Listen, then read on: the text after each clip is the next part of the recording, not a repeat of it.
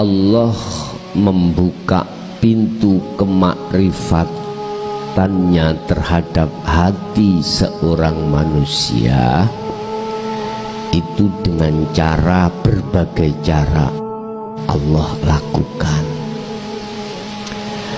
Tentunya si manusia kita bisanya itu mengalir mengikuti apa yang menjadi petunjuk Allah.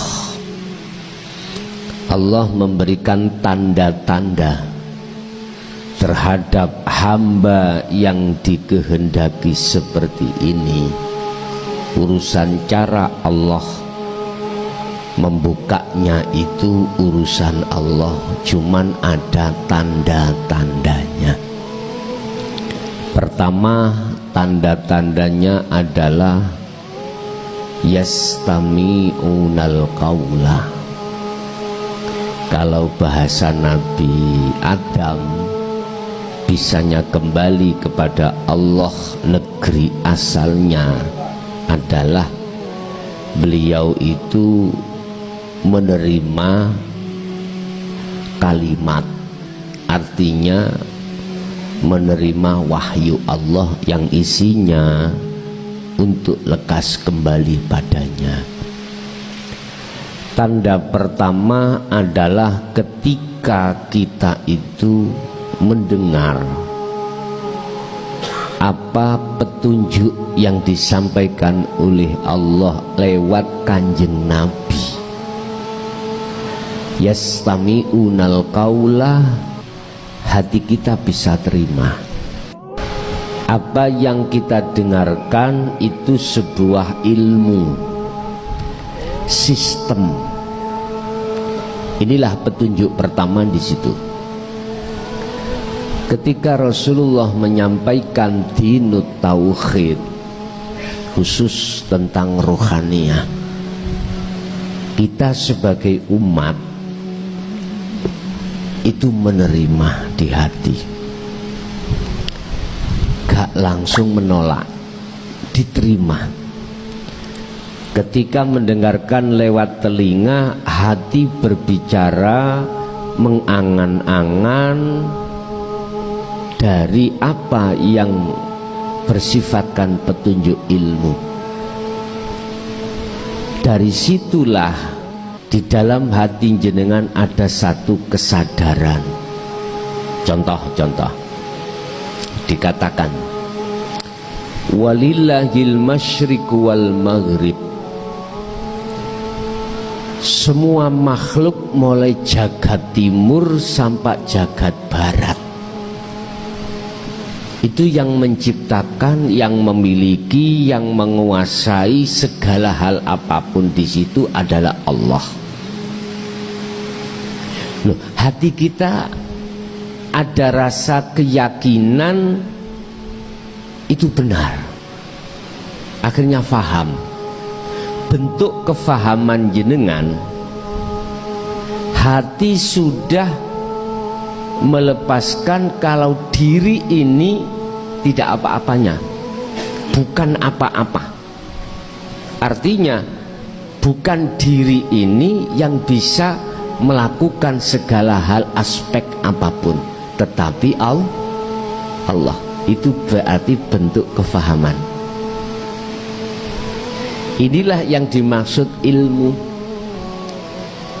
Jikalau di dalam hati panjenengan ini ada tanda-tanda itu, inilah salah satu hamba yang dikehendaki, yang Allah akan membuka pintu makrifatnya. Satu. Nomor dua adalah amal. Ketika jenengan ini sudah mendapatkan sinyal dari Allah bahwasanya ilmu itu tidak hanya sekedar difahami, tetapi wajib untuk dilaksanakan, dibuktikan. Pembuktian kita lewat khalwat dengan sistem zikir pada Allah. Ini pasti, Pak. akan terjadi terhadap diri jenengan dengan istiqomah. Maka inilah tanda-tanda kalau Allah itu akan membuka hamba yang dikehendaki tentang masalah kemakrifatan pada Allah. Bukan karena amaliyah Allah membuka itu, karena kehendak Allah sendiri. Bukan amaliyah sedikit dan banyaknya yang timbul dan muncul pada diri kita, enggak. Semua atas kehendak Allah sendiri. Lah yang menjadi pertanyaannya adalah, mengapa Allah itu kok menghendaki satu hamba untuk membuka pintu makrifatnya, dan mengapa Allah satu sisi kok gak membuka satu hamba? Mana letak sifat adilnya Allah?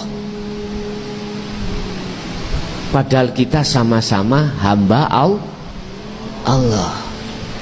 Jawabannya sederhana, Pak. Hamba yang pertama yang dikehendaki adalah sami'na wa ata'na. Artinya dia itu betul-betul menyembahnya pada Allah, betul-betul, tidak sekedar secara jasmani tapi ruhani, betul-betul.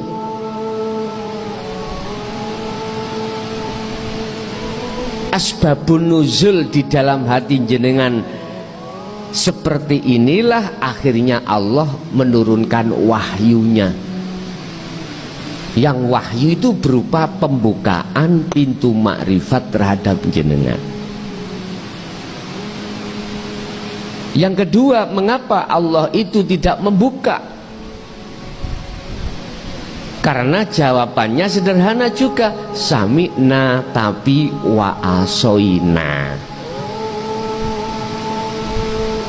Sama-sama mendengarkan ajaran ini yang disampaikan oleh Kanjeng Nabi, tapi golongan yang kedua ini tidak mengindahkan. Bahkan al-mala'u kadzabu, kebanyakan pemimpin-pemimpin yang ada di depan itu menolak, mendustakan, nggak mau. Akhirnya penghambaannya, pengabdiannya tidak benar-benar terhadap Allah, tapi bahasa Allah hanya di lisan, bahasa Allah di hati tidak ada. Wa minan nasi mayyaqulu amanna billahi wa bil yaumil akhiri wa ma hum bimu'minin. Saya kasih tahu Muhammad, mereka mengatakan beriman pada Allah, beriman padaku, tapi sesungguhnya tidak, hatinya tidak.